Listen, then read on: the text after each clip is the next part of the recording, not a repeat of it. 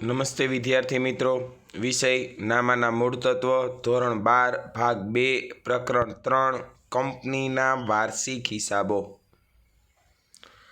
બોર્ડના પેપરમાં 2 11 માર્કના વિભાગ એફમાં દાખલા પૂછાય છે, જેમાં એક વાર્ષિક હિસાબો એ ભાગીદારી પેઢીના હોય છે, જેમાં જનરલી સામાન્ય રીતે 5 ખાતા બનાવવાના હોય છે। વેપાર ખાતું, નફા નુકસાન ખાતું, નફા નુકસાન ફાળવણી ખાતું, મૂડી અથવા ચાલુ ખાતા અને પાકું સરવૈયું।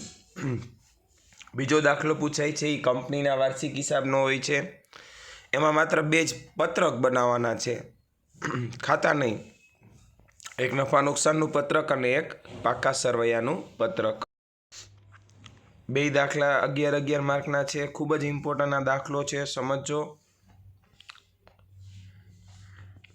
સૌપ્રથમ પહેલાં આપણે પ્રસ્તાવનાની વાત કરી। કંપનીના નાણાકીય પત્રકો શેરહોલ્ડર્સ, કરવેરાના સત્તાધીશો, વિશ્લેષણકારો, સંચાલકો અને અન્ય હિત ધરાવનાર માટે ખૂબ જ અગત્યના છે। નાણાકીય પત્રકો કંપનીના નાણાકીય દેખાવો અને નાણાકીય સ્થિતિ વિશે માહિતી આપે છે। કંપની ધારા 2013ની કલમ 129(1) મુજબ નાણાકીય પત્રકો એ કંપનીની સાચી અને વાજબી પરિસ્થિતિનો ખ્યાલ આપે છે। આ ઉપરાંત કલમ 133 હેઠળ નિર્દેશિત કરેલી હિસાબી ધોરણને તે અમલ કરે છે। કંપનીના નાણાકીય પત્રકો કંપની ધારા 2013ના પરિશિષ્ટ 3માં દર્શાવેલા નમૂના મુજબ જ તૈયાર કરવા જરૂરી છે।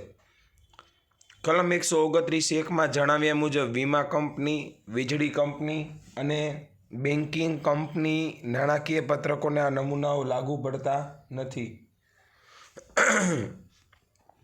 આ પ્રકરણમાં કંપની ધારા 2013 અનુસાર કંપનીના વાર્ષિક હિસાબો કેવી રીતે તૈયાર કરવામાં આવે છે તેનો અભ્યાસ કરીશું।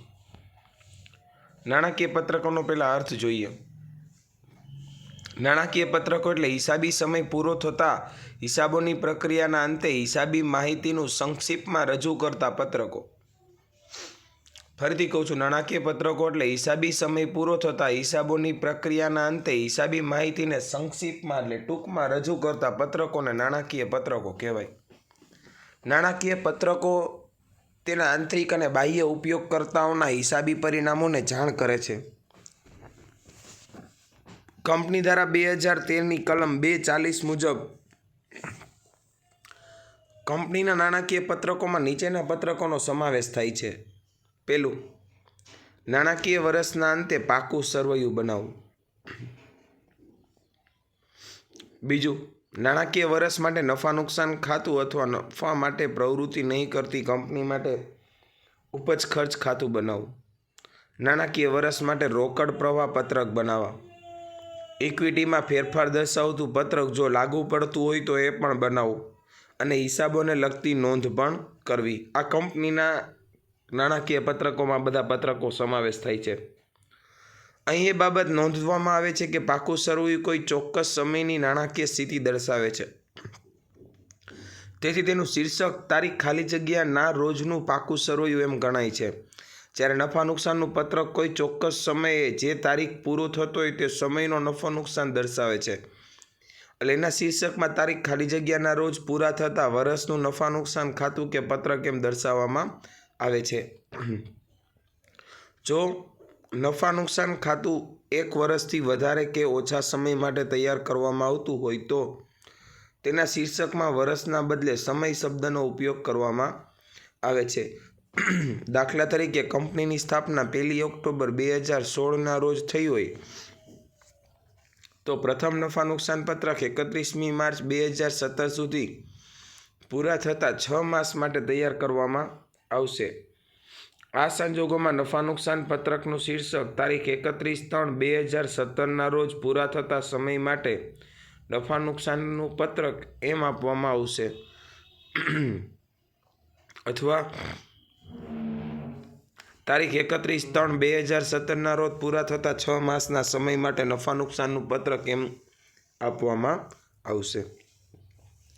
પણ જનરલી આપણે અહીંયા એવું નહીં બને, આપણે તો આખું વર્ષ પૂર્ણ થતું એવું જ આવશે। આ તો કદાચ કોઈ કંપની અધવચ્ચે શરૂ થયો તો એના માટે આવું હેડિંગ લખી શકાય, એ સમજૂતી માટે આપેલું છે। નાણાકીય વર્ષ મેં તમને અગાઉ સમજાવ્યું કે વર્ષ બે પ્રકારના છે, એક કેલેન્ડર વર્ષ છે અને બીજું નાણાકીય વર્ષ છે. નાણાકીય વર્ષને હિસાબી સમય કહેવાય, બેન્કિંગ સમય કહેવાય. કેલેન્ડર વર્ષ એકે શરૂ થાય ને 31/12 પૂર્ણ થાય. નાણાકીય વર્ષ 1/4 શરૂ થાય ને 31/3 પૂરું થાય. જો નાણાકીય વર્ષ કંપની ધારા 2013ની કલમ 241 મુજબ કોઈપણ કંપનીના સંદર્ભમાં નાણાકીય વર્ષ એટલે દર વર્ષે 31મી માર્ચના રોજ પૂરો થતો સમય.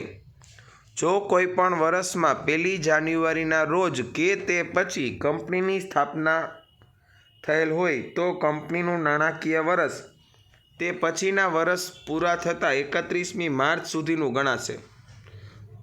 સામાન્ય રીતે નાણાકીય વર્ષ 12 માસનું હોય છે, જેનો સમયગાળો 1 એપ્રિલથી બીજા કેલેન્ડરના વર્ષની 31મી માર્ચ સુધીનો હોય છે. એટલે તો મેં તમને પહેલાં જ કીધું કે ભાઈ નાણાકીય વર્ષ સમયગાળો 12 મહિનાનો જ હોય. 1/4 શરૂ થાય ને 31/3 શું થાય પૂરું થાય. એટલે 1 એપ્રિલથી 31મી માર્ચ સુધીનું ગણવામાં આવે છે. નાણાકીય પત્રકોના લક્ષણો જોઈએ. જો નાણાકીય પત્રકોના લક્ષણો નીચે મુજબ છે. પહેલું, નાણાકીય પત્રકોને ઐતિહાસિક પત્રકો કહેવાય. યાદ રાખજો, નાણાકીય પત્રકોને શું કહેવાય? ઐતિહાસિક પત્રકો. કારણ કે તે ભૂતકાળના સમયને લગતા હોય છે.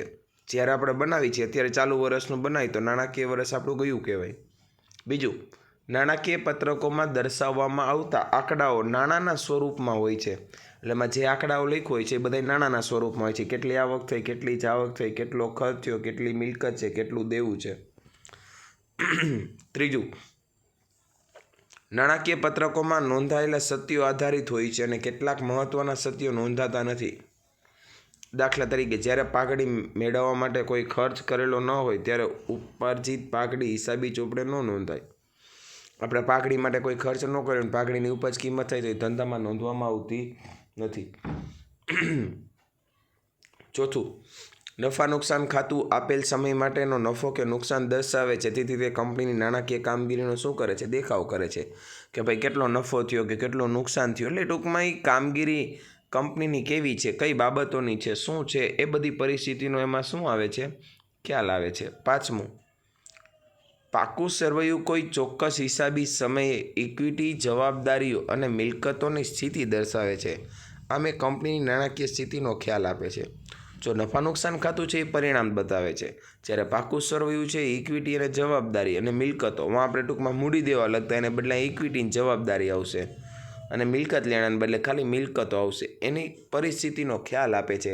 કારણ કે તમને ખ્યાલ છે કે પાકા સરવૈયાની બે બાજુનો સરવાળો સરખો આવે અને એ સરભર થઈ જાય તો જ આપણું હિસાબો ગાણિતિક દ્રષ્ટિએ સાચા છે. એટલે એ પરિસ્થિતિનો આપણને શું આપે છે? ખ્યાલ.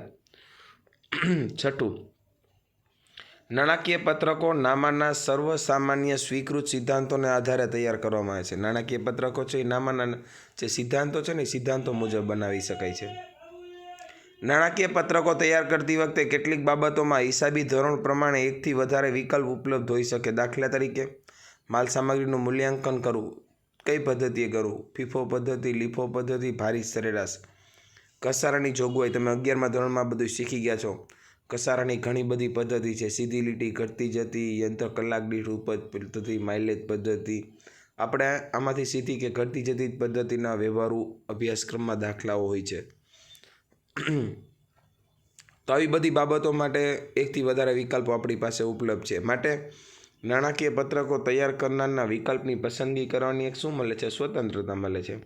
જો લક્ષણો તો એકવાર રિપીટ કરાવી દઉં. પહેલું, નાણાકીય પત્રકોને ઐતિહાસિક પત્રકો કહેવાય કારણ કે તે ભૂતકાળની માહિતી આપે છે. બીજું, નાણાકીય પત્રકમાં દર્શાવવામાં આવતા આંકડાઓ નાણાંના સ્વરૂપમાં હોય છે. ત્રીજું, નાણાકીય પત્રકો સત્ય આધારિત હોય છે. ચોથું, નફા નુકસાન ખાતું એ નફો કે નુકસાન દર્શાવે છે. પાકું સરવૈયું એ પરિસ્થિતિનો ખ્યાલ આપે છે. નાણાકીય પત્રકો એ સર્વસામાન્ય સ્વીકૃત છે અને નાણાકીય પત્રકો તૈયાર કરતી વખતે કેટલીક બાબતો માટે કરતાં વધારે વિકલ્પો ઉપલબ્ધ હોય છે.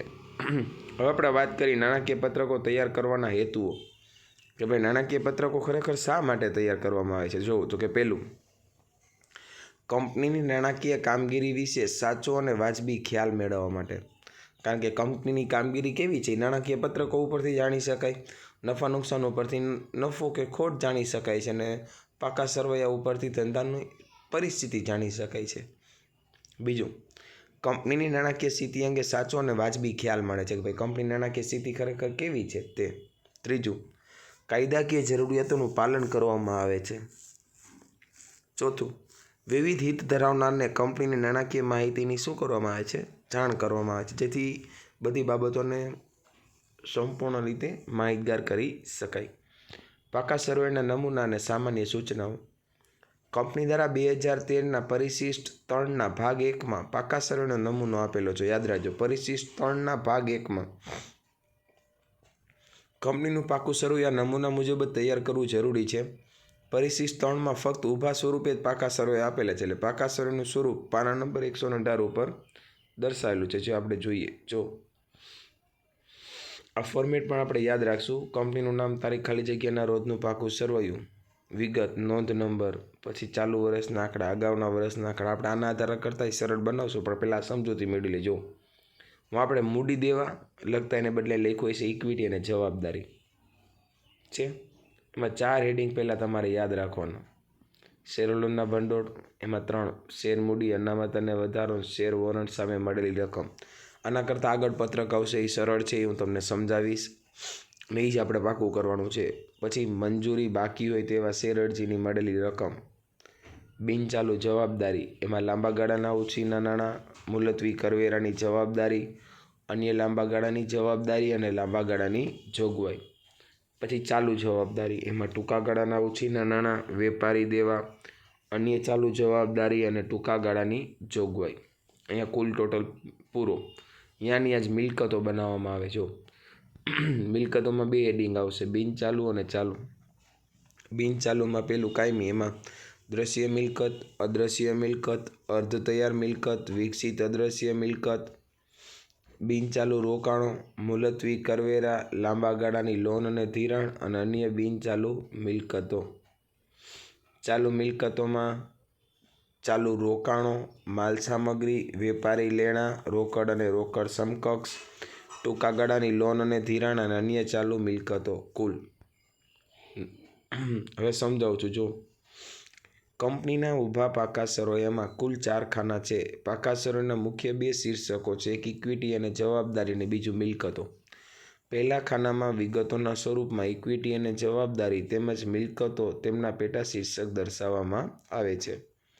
બીજું ખાનું નોંધના સ્વરૂપે રાખવામાં આવેલું છે. દરેક શીર્ષકના પેટા શીર્ષકો છે. પેટા શીર્ષકોના પણ વિવિધ અંગો છે, એટલે ભાગ આપેલા છે. તેથી તે તમામની વિગતો એક જ સ્થાને સમાવેશ કરવામાં આવે તો પાકા સરવૈયાનું કદ અસામાન્ય બને. તેથી દરેક પેટા શીર્ષકના મુખ્ય શીર્ષક હેઠળ દર્શાવવામાં આવે છે અને પેટા શીર્ષકના વિવિધ અંગોની વિસ્તૃત જાણકારી આપવા જે નંબર દર્શાવેલ હોય તે નંબર પ્રમાણે હિસાબોને લગતી નોંધમાં દર્શાવવામાં આવે છે. તેની સમજૂતી હવે પછી આપણે આગળ કરીશું. ત્રીજું ખાનું ચાલુ વર્ષના આંકડા અને ચોથા ખાનામાં ચાલુ વર્ષ અગાઉના એટલે પાછળના વર્ષના આંકડા છે, જેથી અભ્યાસ કરતા નજીકના 2 વર્ષની સરખામણી કરી શકે. આ જ રીતે નફા નુકસાન પત્રક પણ બનાવવામાં આવે છે. પાકું સરવૈયું તૈયાર કરવાની સૂચનાઓ છે, ધ્યાન આપજો. કોઈ પણ મિલકતને ચાલુ મિલકત ત્યારે કહેવામાં આવે જ્યારે તે નીચેની શરતોમાંથી કોઈ એક શરતનું પાલન કરતી હોય. આમ તો તમને ખબર જ છે, જે મિલકતનો સમયગાળો 12 માસ કે તેથી ઓછા સમય માટે હોય એટલે એ ચાલુ મિલકત ગણાય. જો પેલું, જ્યારે તે કંપની સામાન્ય કામગીરી ચક્ર દરમિયાન રોકડમાં રૂપાંતર થવા પાત્ર હોય કે વેચાણના ઈરાદા માટે હોય કે વપરાશ થવા પાત્ર હોય તો એ ચાલુ મિલકત ગણાય. બીજું, વેપાર કરવાના હેતુથી પ્રાથમિક રીતે ધારણ કરવામાં આવેલા હોય. ત્રીજું, અહેવાલની તારીખ પછીના 12 માસની અંદર રોકડમાં રૂપાંતર થવા અપેક્ષિત હોય. ફરીથી કહું, જ્યારે તે કંપનીના સામાન્ય કામગીરી ચક્ર દરમિયાન રોકડમાં રૂપાંતર થવા પાત્ર હોય કે વેચાણના ઈરાદા પાત્ર થવા હોય. બીજું, વેપાર કરવાના હેતુથી પ્રાથમિક રીતે ધારણ કરવામાં આવેલી હોય તો. ત્રીજું, અહેવાલની તારીખ પછીની 12 માસની અંદર એ રોકડમાં રૂપાંતર થવા પાત્ર હોય તો આ બધી બાબતોમાં એ ચાલુ મિલકત તરીકે ગણાય છે.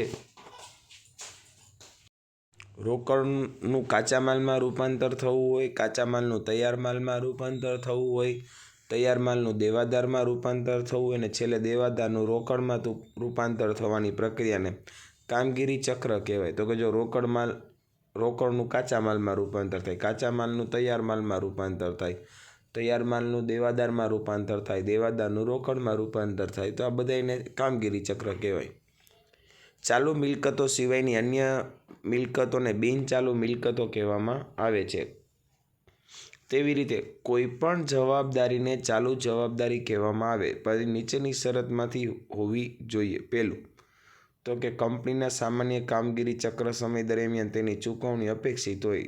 કામગીરી ચક્ર એટલે 12 મહિનાની અંદરના સમયગાળામાં ચૂકવી દેવાના હોય. બીજું, વેપાર કરવાના હેતુથી ધારણ કરવામાં આવેલી કોઈ પણ બાબત છે એ વેપાર કરવાના ઉદ્દેશથી રાખી હોય તો પણ એ સમયગાળો ઓછો હોય. ત્રીજું, અહેવાલની તારીખ પછીના 12 માસ સુધીના સમય દરમિયાન ચૂકવવા પાત્ર હોય. ટૂંકમાં 12 મહિનાની અંદર એની ચૂકવણી કરી દેવાની હોય. ચાલુ જવાબદારી સિવાયની અન્ય જવાબદારીઓને બિનચાલુ જવાબદારી તરીકે વર્ગીકૃત કરવામાં આવે છે. ધંધાના સામાન્ય સમય દરમિયાન વેચેલા માલ કે આપેલા સેવાના સંદર્ભમાં મળવાપાત્ર રકમને વેપારી લેણા તરીકે વર્ગીકૃત કરવામાં આવે છે. ધંધાના સામાન્ય સમય દરમિયાન ખરીદેલ માલ કે સેવાના સંદર્ભમાં ચૂકવવાપાત્ર રકમને વેપારી દેવા તરીકે ઓળખવામાં આવે છે. વેચેલા માલ કે આપેલી સેવાના સંદર્ભમાં મળવાપાત્ર રકમને વેપારી લેણા કહેવાય. ખરીદેલા માલ કે સેવાના સંદર્ભમાં ચૂકવવાપાત્ર રકમને વેપારી દેવા કહેવાય. કંપનીએ નીચે મુજબની બાબતો હિસાબી નોંધના સ્વરૂપમાં રજૂ કરવી પડે છે. એક ઇક્વિટી અને જવાબદારી એમાં છે શેર હોલ્ડરના ભંડોળ. એમાં પહેલું છે શેર મૂડી. દરેક પ્રકારની શેર મૂડી જુદા જુદા પ્રકારના પ્રેફરન્સ શેરની રીતે બનેલી છે. પહેલું, સત્તાવાર શેરની સંખ્યા અને તેની રકમ. પછી બહાર પાડેલા, ભરપાઈ થયેલા, સંપૂર્ણ ચૂકતે થયેલા અને ભરપાઈ થયેલા શેર, સંપૂર્ણ ચૂકતે ન થયેલા શેર, શેર દીઠ મળવાપાત્ર કિંમત, અહેવાલની સમયની શરૂઆતથી અંત સુધીમાં શેરની સંખ્યામાં થયેલા ફેરફારની મેળવણી, હકના શેર, પ્રેફરન્સ શેર અને દરેક વર્ગના શેર માટે કોઈ અંકુશ તેમજ ડિવિડન્ડ અને મૂડી પરત કરવાના અંકુશ અંગેની રજૂઆત, કંપનીના 5%થી વધારે શેર ધારણ કરનાર શેર હોલ્ડર્સની યાદી, કોઈ જામીનગીરી જેનું ઇક્વિટી શેર કે પ્રેફરન્સ શેરમાં રૂપાંતર થવાનું હોય તો એની તારીખની ક્રમમાં માહિતી, બાકી હપ્તા, જપ્ત થયેલા શેરની વસૂલાવેલી રકમ. આ બધી બાબતો એમાં તમારે દર્શાવવી પડે. જોકે દાખલામાં પણ આટલી બધી બાબતો નથી પણ આ તો થિયરી માટે છે એટલે સમજાવું છું. અનામત અને વધારો, તો એમાં આટલી બધી અનામતો આવે. મૂડી અનામત, મૂડી પરત અનામત, જામીનગીરી પ્રીમિયમ અનામત, ડિબેન્ચર પરત અનામત, પુનઃમૂલ્યાંકન અનામત, શેર વિકલ્પનું બાકી ખાતું, અન્ય મિલકતો જેવી કે ડિવિડન્ડ, સમતુલા ભંડોળ, રોકાણ અનામત, નફા નુકસાન પત્રકનો વધારો અને તેમાંથી ડિવિડન્ડ, બોનસ શેર અને અનામત ખાતે કરેલ ફાળવણી. જે અનામતનું રોકાણ કરેલું હોય તેને ભંડોળ તરીકે દર્શાવવામાં આવશે. દાખલા તરીકે અનામત ભંડોળ, ડિબેન્ચર પરત ભંડોળ. તો આ બધી ભંડોળની માહિતી દર્શાવવામાં આવે છે. નફા નુકસાન પત્રકની ઉધાર બાકી, ચોખ્ખી ખોટ વધારાના શીર્ષક હેઠળ ઋણ રકમ તરીકે દર્શાવવામાં આવે છે. જો ખોટ આવે તો એ માઇનસમાં દર્શાવે, ઋણ રકમ છે એટલા માટે. તે જ રીતે આ ઋણ રકમ અનામત અને વધારાના શીર્ષક હેઠળ બાદ કરીને વધારાની ચોખ્ખી રકમ તે ઋણ થતી હોય તો અનામત અને વધારાને પણ માઇનસમાં દર્શાવવામાં આવે છે. પછી છે શેર વોરંટ સામે મળેલી રકમ, મંજૂરીને બાકી હોય તેવી શેર અરજીની મળેલી રકમ.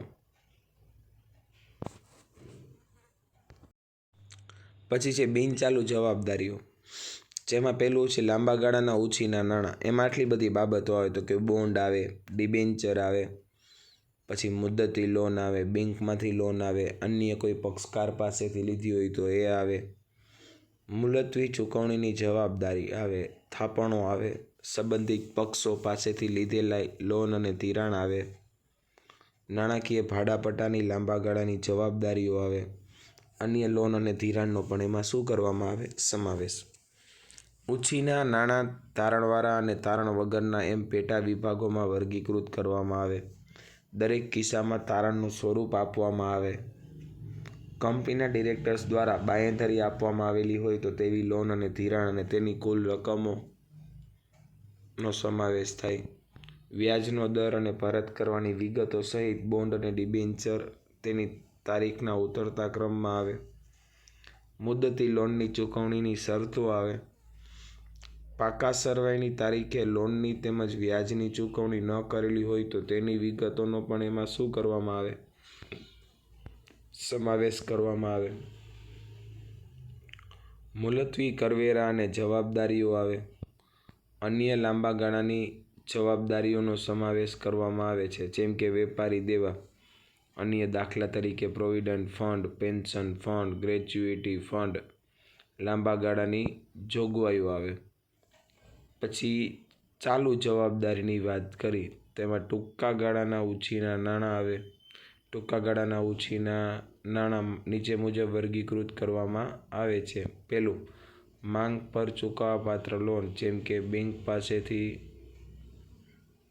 લોન, અન્ય પક્ષ પાસેથી લીધેલી લોન, સંબંધિત પક્ષકાર પાસેથી લોન અને ધિરાણ, થાપણો, અન્ય લોન અને ધિરાણોનો એમાં સમાવેશ કરવામાં આવે છે.